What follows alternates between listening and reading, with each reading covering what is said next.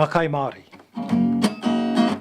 Ko te kumara reka, ko te kumara reka, tino pai mō te puku, tino pai mō te kai.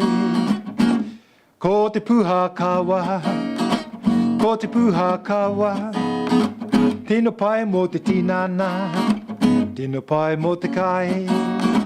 Ko te pipi iti, ko te pipi iti, tino pai mō te ngangau, tino pai mō te kai.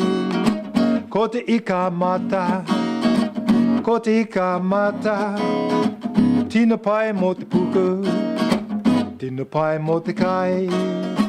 Ko te kanga wai piro, ko te kanga wai piro, tino haunga te rongo, tino pai te kai.